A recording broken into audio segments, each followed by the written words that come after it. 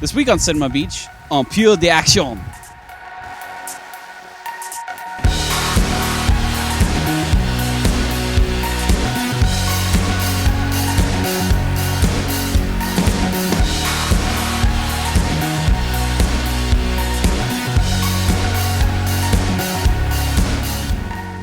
Hello and welcome to Cinema Beach, the show that brings you the latest news and reviews from the art house, courtesy CinemaBeach.com. I'm Bryan Thompson. And I'm Tony Ortiz. On this episode, we take a look at the new French action thriller, Sleepless Night. Yeah, that's right. Or in French, I don't know what it's called. Yeah, I don't know how to say it. That's why I was going to, figure it out. Yeah. Plus our DVD pick and a look at what's in theaters and on the video shelves. But first, the Indie Newsfeed.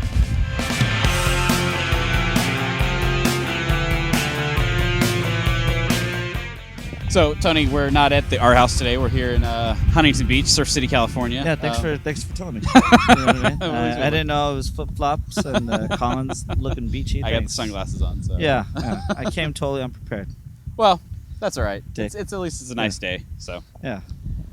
So this week some kind of slow news week. We're still kind of smack in the middle of festival season, so plenty of festival news going on. You guys had fun at the Newport Beach Film Festival, so that was cool. But I feel like we've talked about it enough. We got Cannes coming up soon, so we're just gonna. Yeah, well, now we're in Huntington Beach. So let's talk about something else. Going up north. Well, actually, I do want to. News. Well, sad news. yeah, we'll start with some sad news. I guess the big news this week was MCA died. From Beastie Boys fame. Famous for Beastie Boys, Adam Yauch. Yeah, so very very sad news. I don't know. I was a Beastie Boys fan growing up. I think you were as well. Yeah, I think everybody was. Yeah. I don't know who's not.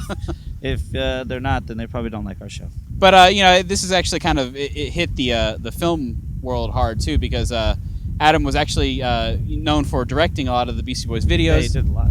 He also did. He was the founder of Oscilloscope Laboratories, which is a very small. They were mostly did like concert videos and stuff like that, but they started moving into feature films, narrative films, distributing a lot of these movies. And movies like Exit Through the Gift Shop, which was an Academy Award nominated film last year, and Bellflower, which came out last year. Bellflower was big. Yeah, so it's too bad the company's still going to be around, but yeah, I mean, it's just it was a little sad. Guy, it hasn't really been confirmed what he died of, but he was having obviously some complications from cancer. About a year ago, right? So, yeah.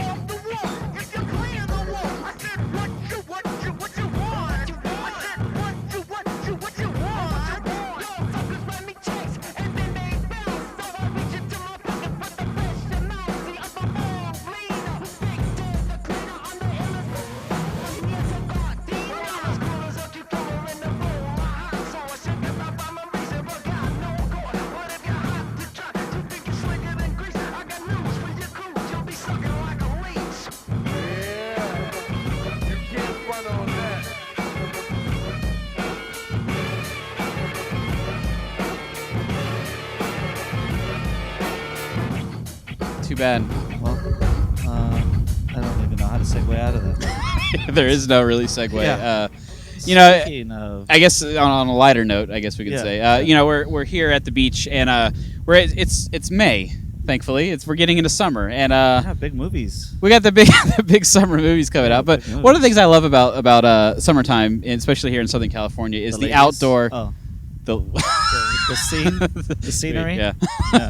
The outdoor screenings, the free screenings that go on in the parks, and I did want to kind of highlight for you and I both were local to Long Beach. The Long Beach Cinematheque actually does movies on the beach, and this is their 10th year, so it's kind of a big deal. 10 10 years of doing free movies on the beach. It's an awesome time. I It love is, yeah. You know, And you see it's some good movies. Tuesday nights. It's like every week on a Tuesday night. You can come out to the Alfredo's Beach Club, which is downtown. At the beach downtown, and sit down and watch an outdoor screening. And I don't know, what are some of the movies that they're playing this year? Ooh, Star Trek 2, The Wrath of Khan. I'm taking yours. Khan! Yeah, it's amazing. Yeah, that's the first film that they're doing.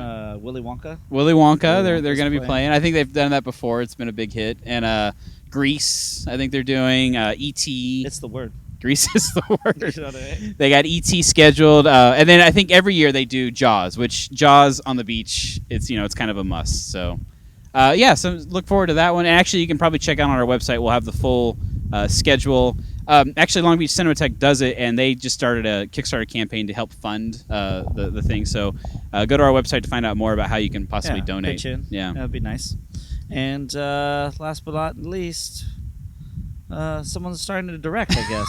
You know what I mean? I guess we kind of do this almost every week. Talk Yeah. about a new actor who's turned a director. But who is it this time? Hook. Dustin Hoffman. Yes. I don't know him as anything The else Graduate? anymore. The Graduate. So, Dustin Hoffman's throwing his hand in the directing. Yeah, the Weinstein Company announced this week that they've acquired his film Quartet, which is a film about 4 retired aged opera singers. Yes. So, who's in it? We got Maggie Smith, Bob Badabong, Bong Badong, Dong Chong, whatever. Dumbledore, Yeah. Michael Gambon, Yeah, Gambon. Yeah, there we go. Billy Connolly, another. I mean, it's kind of all British actors. So it should be kind of interesting. I don't know. Dustin Hoffman's kind of British. I don't know why. Once you become an old thespian, Yeah, you right? become British. I mean, they could sir him anytime they want now. Knight him, whatever Knight they call him, it. sir Yeah. him. Sir him. Sir Hoffman. Yeah. I think the only reason I really kind of gravitated toward this, I really liked Harvey Weinstein's little quote in the press release. It was, I think we'll give this new up-and-comer a shot. So, Nice. Dustin Hoffman, Nice. Yeah. I mean, the guy's acted enough now. Yeah. So, I'm sure he'll do fine. Well, up next, we're going to actually be reviewing Die Hard and a French Nightclub, I think is what we'll call it. Okay. So, our review of Sleepless Night. For more film news, check out the indie newsfeed at cinemabeach.com. From trailers to casting announcements, film festival news to production updates, the news feed at Cinema Beach is your best source for indie film news. While you're there, subscribe to our RSS feed and don't forget to follow us on Facebook and Twitter.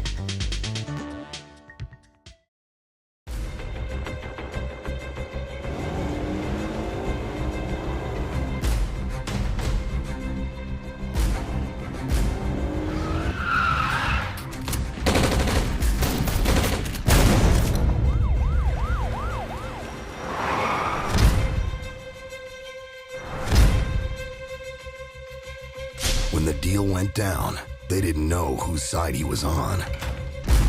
C'est tout? Ouais, c'est dans lieu sûr. C'est qui, lui? Parce que je suis flic. Oh, ça va, je suis flic, mais je fais du business.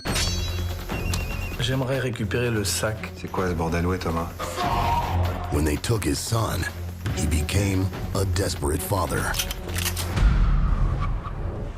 And when his partners double-crossed him, Bon ben vous le retrouvez et vous le lâchez plus. they turned him into a dangerous man.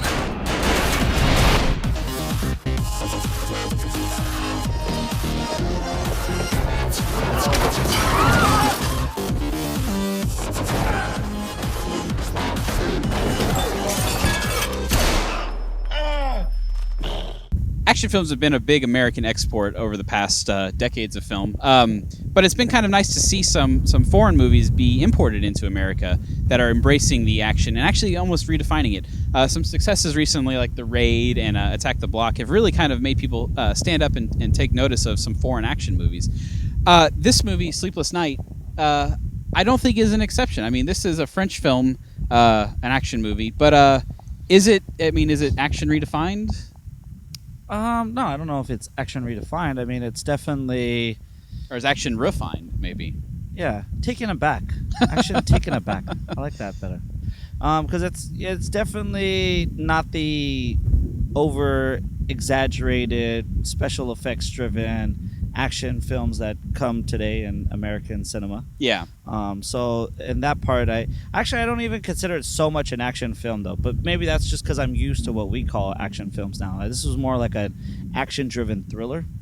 I would like to say. Yeah. So, I was kind of introduced to this film because it got a lot of buzz at I believe Toronto last year, and it's just been playing around the circuits, and a lot of critics are saying that it's probably the best action film they've seen. Would you agree with that? I mean, what is this movie about, Tony? Tell us. First let's start off with that. Well, it's about a police officer who, through a chain of events, actually has to go into a nightclub to get his son back in exchange for a bag of cocaine that he has acquired. Yeah, he stole the cocaine from a mob boss. And now the mob boss, for a reason unknown at the time. Yeah, and now the mob boss is kidnapped his son, and he's got to get his son back, right? Yes, and the whole time it takes place in this many different rooms in a casino, the biggest nightclub I could imagine. Yeah, and it's just good times.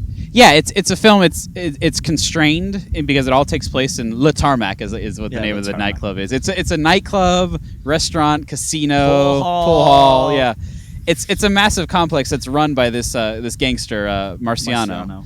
And he basically at the same time is actually dealing with Turkish, maybe, we don't really know what he is. He's a gangster, another gangster who's trying to buy the cocaine. Yeah, and the coke too. So, and then on top of that, you've got some dirty cops who are basically saying, we don't want you, to sell the cocaine back to this gangster. So you have the dirty cops trying to stop our main hero, and then you have the gangsters are also trying to get the coke, and he's just trying to save his son. One good cop trying to make sure the guy doesn't give the coke to the mob boss, and everywhere in between someone else. It's funny because it changes hands a bunch of times. Yeah. And it's a twisty turny film. It kind of goes back and forth with kind of who's good, who's bad, and it's just a lot of fun. And I can't really. It's a lot of fun, but let's talk about the reality of the film. It's a very realistic type of film. Yeah, being an action film, and I think that's what it was. The change of pace. Yeah. From the norm that we see. Yeah. As far as action thrillers and stuff with these like exaggerated. When you say reality, I mean, it's not exaggerated, is what you're saying. It's more kind of grounded in something that's almost tangible, that we can understand what's going on here. Vis-a-vis the fight sequence Pardon that my French. happens. Whatever. I don't even know what that means. Just sounds good.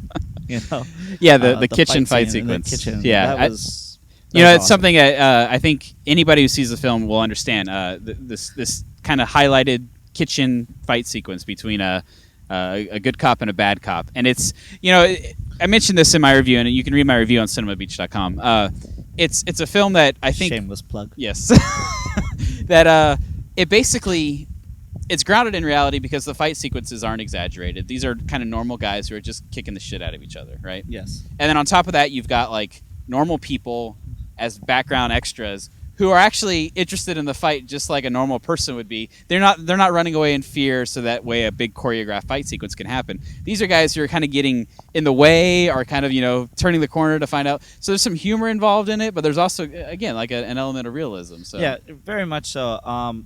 And that's the way the whole film is. I think, that fight sequence, we talked about the one that's in the elevator. Yeah. Which is your classic close quarter fight sequence, but it includes like another like a sous chef or whatever who's back in the corner going, oh, he's freaking out. And but even then, we talk about, I said classic close quarter fight sequence. These guys are not, like I said, they're not professional choreographed fighters. It almost feels like the director said, like, just go beat the crap out of each other. There's no choreography. There obviously is. It's very well choreographed. But, they're just grabbing whatever they can to, like, fight. Or, when they run into the restaurant, the guy just suddenly comes up with the idea. You feel like it's natural. He just jumps up on the table and is, like, kicking the food at the bad guy because, like, what else are you going to do?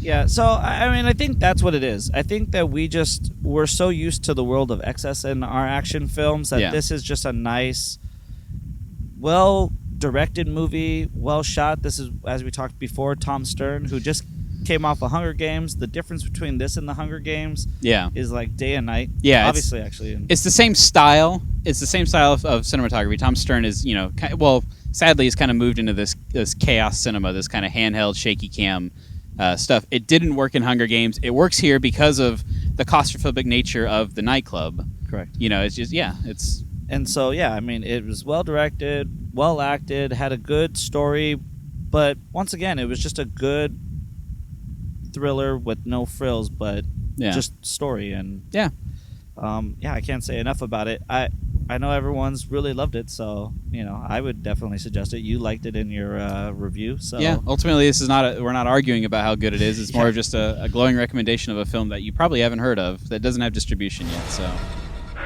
Thomas, je viens te chercher.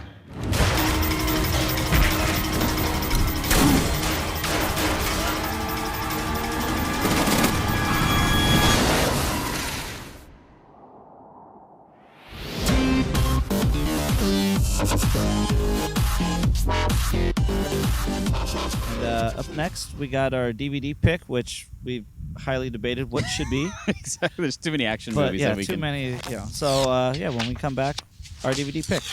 Stay tuned. To check out more about this movie, head on over to the review section at CinemaBeach.com. Read the complete review, or check out the other reviews on the site. Updated weekly, we've got you covered on all the films playing in Southern California's art houses. You can also browse our archives for past reviews from all our contributors. A respected cop. 485 grand. Can I touch it? No, you can't. Maybe I'll just steal it. Maybe I'll just shoot you. A moment of truth. There's been a setback. It's come back very aggressively. Why didn't you tell me, baby? About that experimental stuff. They're extremely expensive. A time to discover. What is it? Money. No. Meet me at my house. 11 o'clock. That nothing is what it seems. Sheriff, Ann Harrison's house just went up in flames. Check it out. Definitely arson. What are you doing here? Homicide detective, there's dead body. Look at what they got on me. An eyewitness saw me outside their house the night it blew up. He looked like him. He's the chief of police. How do you solve a murder? I gave her the money. Gone. The DEA is on line 1. I'm gonna send a couple of agents down there to pick up that cash. When all the evidence Anne Murray names me beneficiary on her insurance policy. points to you. Alibi? Home by myself. They set me In up. 2003, Carl Franklin directed, which I considered probably his best film, Out of Time, with starring Denzel Washington and Eva Mendes. Brian, I'm actually just going to cut there because I had a hard time picking a movie that would be a DVD pick of the week. This, to me, seems like a close, just a close kind of movie. Yeah. In the same vein as this. It's funny, you brought this one up to me, and I had totally forgotten about this movie. I really loved this movie, actually. But I haven't seen it in such a while that I was like, wow, that's kind of a blast from the past. It's a film, I actually remember when it came out, that not a lot of people were really attracted to it. I think because it wasn't your classic Denzel Washington movie. And it's a film that, you and I were talking about it earlier, it's one of these films that's like hot cinema. Yes. We talk about like movies shot that in Florida. Yeah, it's shot in Florida. And everybody's sweating. They're always talking about how hot it is. Like there's no one has air conditioning. It's all fans. Yes. And but it's a movie that the setting is just as important as what's going on because it's just so uncomfortable. But in terms of a tie-in, I mean, this is a movie about a cop. Yeah, it's the same thing. A cop who actually has money. He takes some money to help this girl that he's sleeping with at the time, and he gets played. It's kind of she's actually conning him, and then it's basically his this day that he needs to like get this money back, figure out how to cover his tracks so that he doesn't obviously go to jail. And he's not a dirty cop. He's more of kind of a cop who's doesn't know where else to turn and makes a mistake. And and I mean, this one being a little different, it's totally outside. It's being all around Florida. This guy's running around like crazy. But it's the same kind of deal. Like, I mean, you just see this cop's like constant struggle to get to this goal, this main objective. You know what I mean? Yeah. And I think that part, it was a fun movie. It's a fun movie. I mean, I've watched it a handful of times, kind of like that Saturday afternoon, or Sunday afternoon kind of movie, and it's just fun. I mean, Denzel Washington, he always does a good job, and he does. And this was the same director that did Devil in the Blue Dress, right? Yes, Devil in the Blue Dress. Eva Mendes was in it. What was Superman's name? Dean. What was that guy's name? Dean Cain. Dean Cain. Yeah. Dean Cain is actually in it. I think this was like his only movie role. I think he was coming off of Superman. So yeah. But yeah, I mean, it's a fun movie. It's the same thing that we talked about. Like, I mean, no real big fight sequences or special effects or anything like that. It's a cop thriller. It's it's less action, more thriller. Yeah, he doesn't fight anybody. I don't think it's just more of it's a witty. I guess not witty, but like a battle of wits. Kind of figure out like how can I get out of this situation. Yeah. I mean, another one I think we did. I wanted to throw out there was Romeo is Bleeding with Yes. Gary Oldman. And that's a little more extreme, just a very odd kind of movie, but we went without a time. I think that was a little close. And we also talked about going the French route and doing like a Luc Besson, like La Femme Nikita, which I think is probably his best French action movie. But as I mentioned in my review for Sleepless Night, I mean, Besson is more of a kind of a spectacle. I mean, he is a kind of explosive action, kind of stunt work director, and that's what makes Sleepless Night so great. Is that it's a contrast to that, and I think just big. He always thinks way big. Yeah, definitely. So I think it's a good DVD pick. Well, thanks. Yeah. Man. Thanks. I'm glad you saw it, dude. Yes.